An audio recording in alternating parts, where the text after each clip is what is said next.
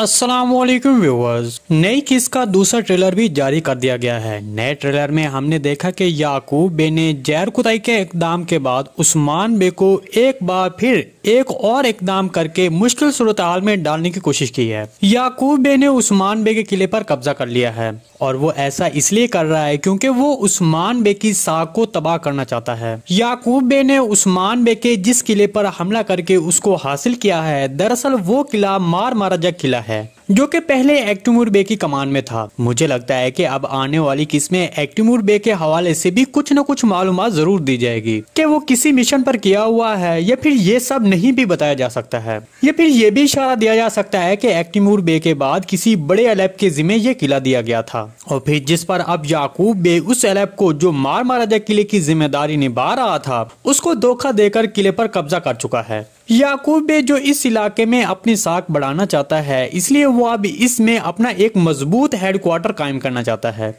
इसलिए वो अब हर तरह से उस्मान बे पर दबाव डालने की कोशिश कर रहा है। जहां तक उस्मान बे की बात करें तो मुझे लगता है कि याकूब बे का आने वाली किस्में मार महाराजा किले पर कब्जा करने के बाद उसकी सीरीज में जो ज्यादा ताकत दिखाई जा रही है उसको मुतवाजन किया जाएगा और फिर उसके बाद उस्मान बे को याकूब बे पर भारी पड़ता हुआ दिखाया जाएगा कि एनातोलिया सेल्जोक रियासत के खत्म होने के बाद क्या होगा। क्या मंगोल सीरीज में दोबारा वापस आएंगे और इसके अलावा मंगोलों की तरफ से कौन सा अमीर सामने आएगा। व्यूअर्स, आपको बताते चलें कि अब जो सीरीज में तारीख चल रही है वो 1308 की है। हमने ये इस तरह अंदाजा लगाया क्योंकि सेल्जोक सल्तनत के आखिरी सुल्तान मसूद की मौत 1308 में हुई थी, जो कि अब सीरीज में भी इसके बारे में बताया गया है। सुल्तान मसूद की मौत की सही तारीख 1308 है।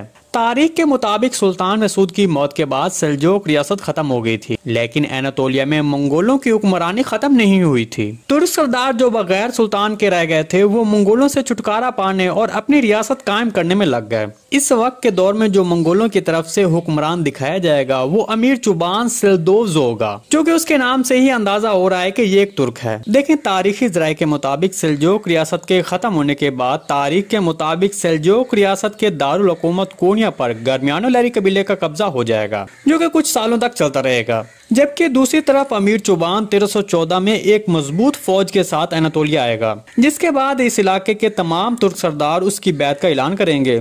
लेकिन सिर्फ एक कबीला जो कोनिया पर काबिज था उसने अमीर चुबान की बैत नहीं की, जिसके बाद जब अमीर चुबान ने अपनी फौज के साथ कोनिया पर चढ़ाई की तो गरमियानो लहरी कबीला वहां से फरार हो गया। अमीर चुबान के एनातोलिया में कुछ अरसे रहने और वहां निजाम कायम करने के बाद उसने अपने बेटे तैमूर ताश को एनातोलिया का गवर्नर मुकर्रर किया और फिर वो वापस चला गया।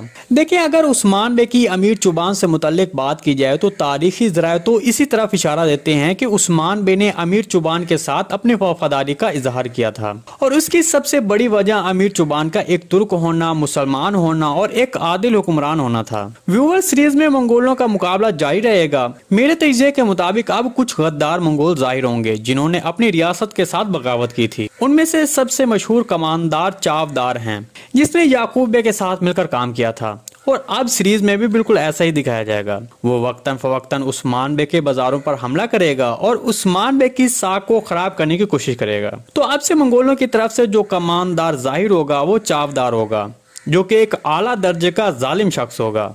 लेकिन दूसरी तरफ अमीर चुबान और उस्मान बे के दरमियान अच्छे ताल्लुकात दिखाए जाएंगे। जी दोस्तों, आज की वीडियो बस यहीं तक थी। उम्मीद है आपको पसंद आई होगी। अगर हमारी वीडियो आप तक बर वक्त नहीं पहुंच रही तो हमारे चैनल को सब्सक्राइब कर लें और बेल आइकन लाजिम प्रेस कर लें ताकि हर आने वाली नई वीडियो की नोटिफिकेशन आप तक बर वक्त पहुंचता रहे। वीडियो अच्छी लगी तो इसको लाइक शेयर कर दें। मिलते हैं किसी नई वीडियो के साथ, तब तक के लिए अल्लाह हाफिज।